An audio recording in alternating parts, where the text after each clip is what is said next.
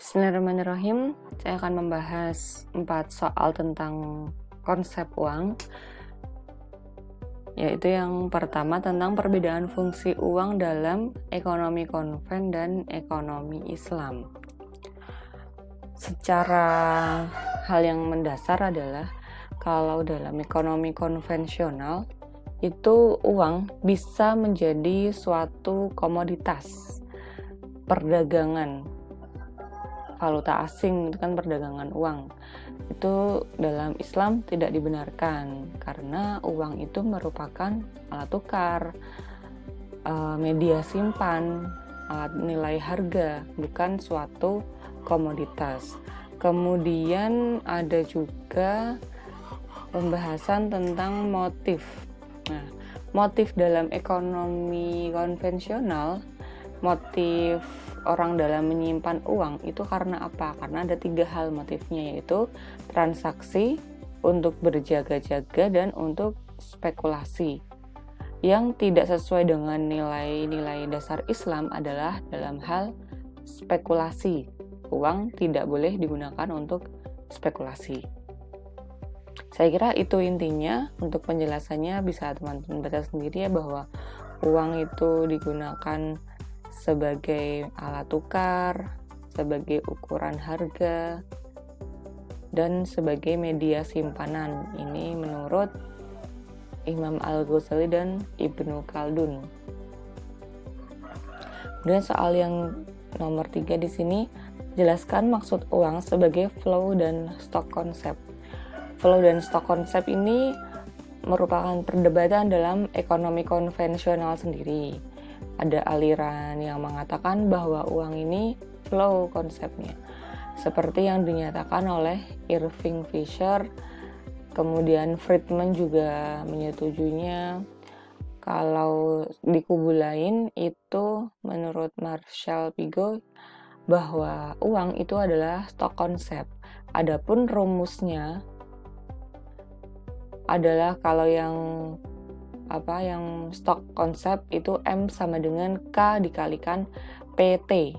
K ini merupakan 1/V, di mana V adalah volatility,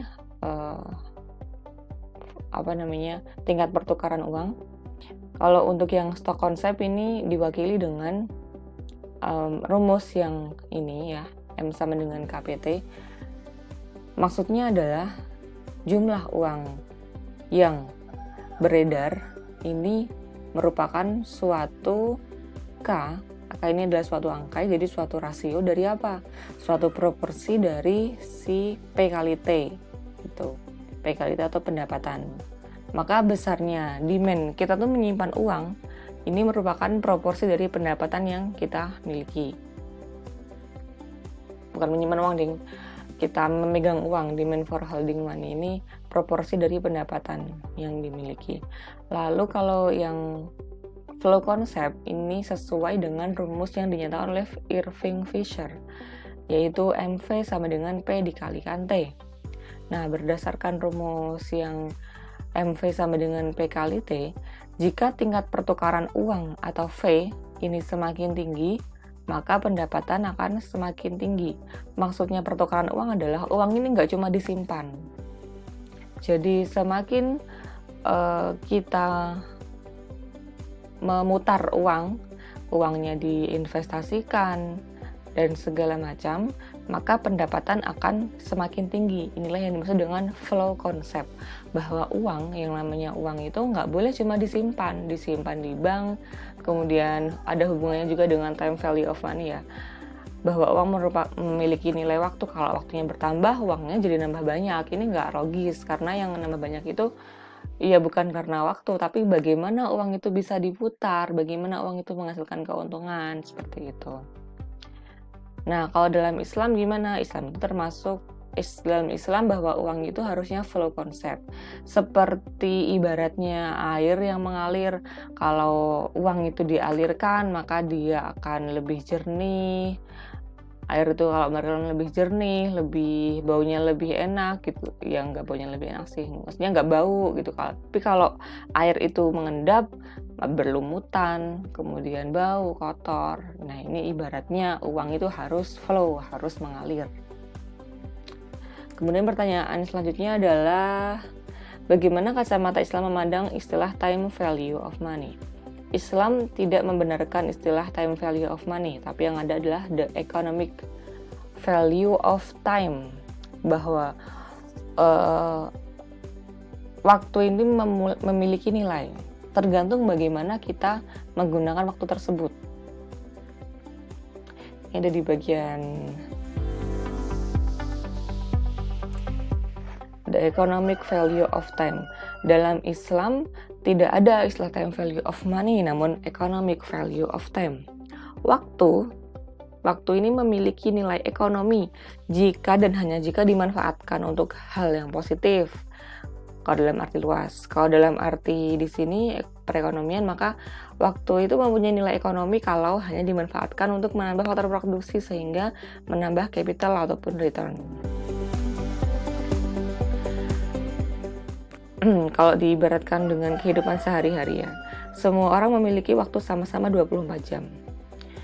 Walaupun sama, tetapi nilai dari waktu ini beda-beda, tergantung digunakan untuk apa. Misalnya, sebutlah saja dia bunga. Si bunga ini menggunakan waktunya untuk nonton film drama Korea, dibandingin sama si B menggunakan waktunya untuk belajar, untuk mendalami Al-Quran. Nah ini sama-sama menggunakan waktu untuk sesuatu, tapi kan nilainya beda di mata Allah. Dan yang penting adalah bagaimana waktu itu digunakan untuk hal yang berkualitas kah? Nah gitu. Jadi kalau walaupun tidur itu adalah ibadah bagi orang berpuasa, tapi dibandingin ibadah dengan tidur sama ibadah dengan baca buku, dengan tilawah, dengan zikir, itu kan beda nilainya. Economic value of time-nya beda.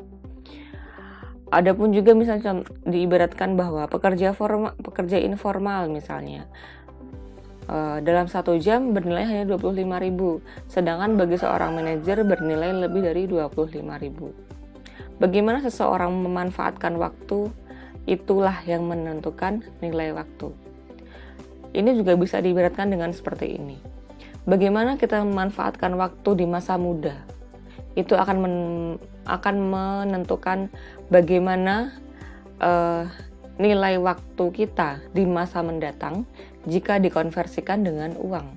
Semakin kita menggunakan masa muda kita untuk hal-hal yang positif, untuk tekun belajar, untuk melatih diri dengan kepribadian yang lebih baik, untuk ya intinya meningkatkan kemampuan kita yang dengan hal yang positif, itu akan meningkatkan nilai economic value of time kita di masa datang.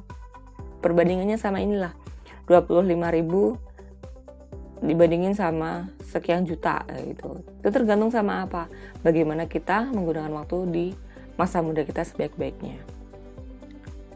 Oke, kemudian yang terakhir, uang dalam Islam merupakan flow konsep dan termasuk ke dalam public goods. Jelaskan pernyataan ini.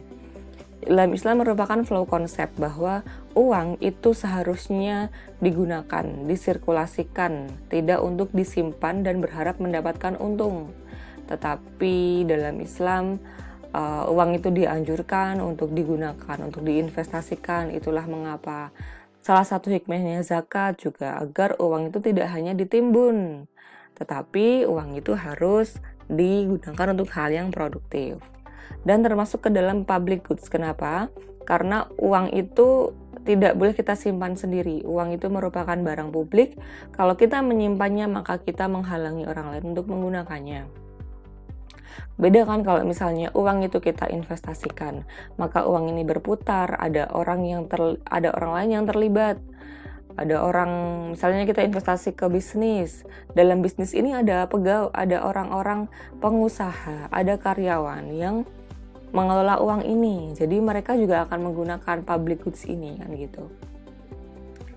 Jadi ya ini dua hal yang sangat berhubungan, bahwa uang itu harus disalurkan, harus dialirkan, dan uang merupakan barang publik, bukan barang privat yang boleh dinikmati sendiri.